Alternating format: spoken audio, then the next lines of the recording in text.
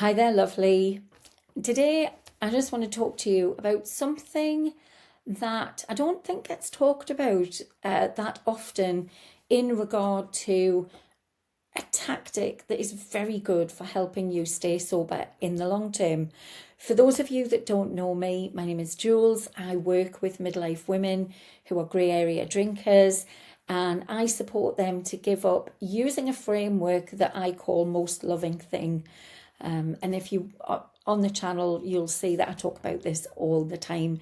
And if you'd like to like and subscribe, that'd be great, because obviously that helps the algorithm find other women like you who are looking for support.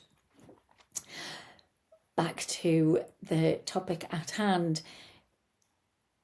One of the things that I remember when I was drinking, and I drank for 40 years from the age of 13, it's actually 41 years to be specific, but for 40 years from the age of 13 to 54. And what I would call the most consistent and worst part of that drinking was from around when the menopause kicked in up until I stopped. And I was a single parent, and I was working full time. So life was stressful, yeah. I mean, whose life isn't it in some respect? But when I look back to those drinking days, I just have this image of me constantly doing.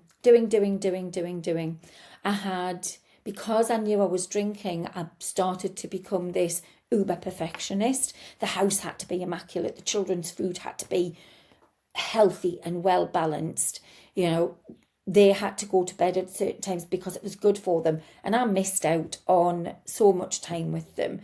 But I was in this sort of perfectionist mode that just kept me on the move. You know, work, I would do extra hours, and I would find myself in this state of never realizing that I was actually really tired,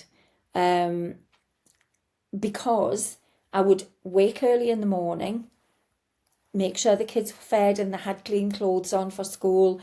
Then I would go to work, and I would work really hard, and I might stay an extra 30 minutes than anybody else. And then I would go home, cook, make sure the house was immaculate, sit down, have dinner, and then open a bottle of wine after the kids had gone to bed. So it was just this constant next thing. And when I did have holidays, I wanted to take the kids somewhere where they'd really enjoy. So we would go off and we'd be, sightseeing and doing things. So I never rested. And what happened when I stopped drinking was that in the first 10 days, your body just forces you to rest, because it's detoxing, and you sort of don't really have any choice.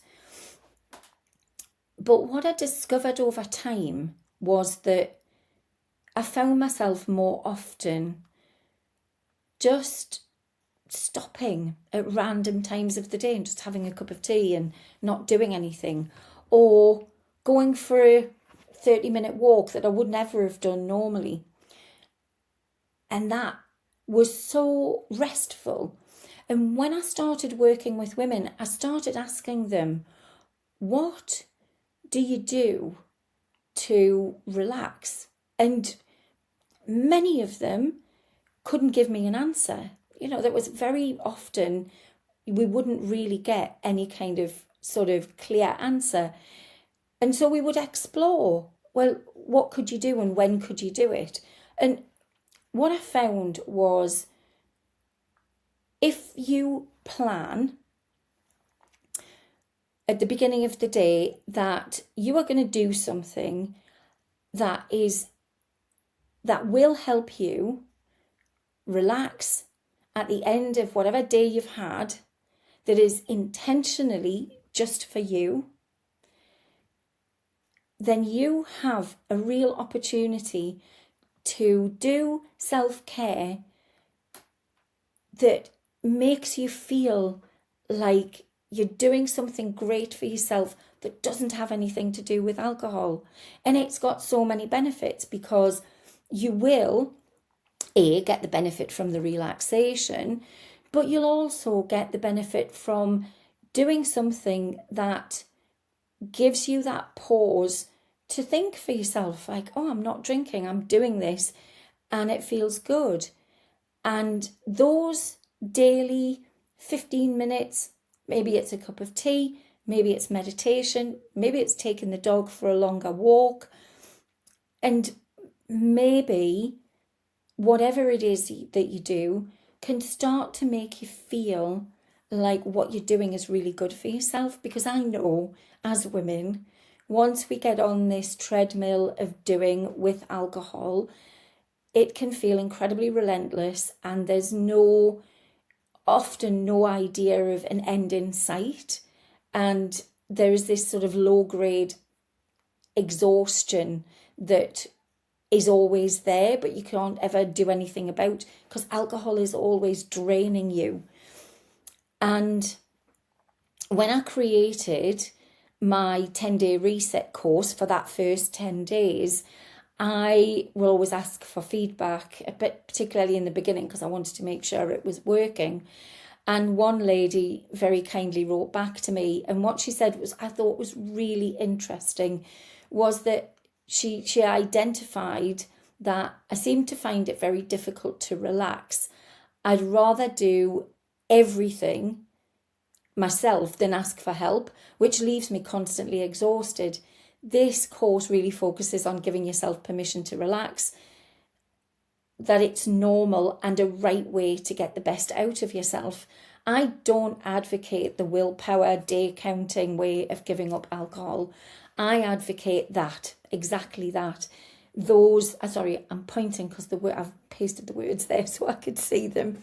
But I advocate taking a kind, patient, gentle and loving way of giving up alcohol, because that, in my experience, is the most successful way to stay sober. And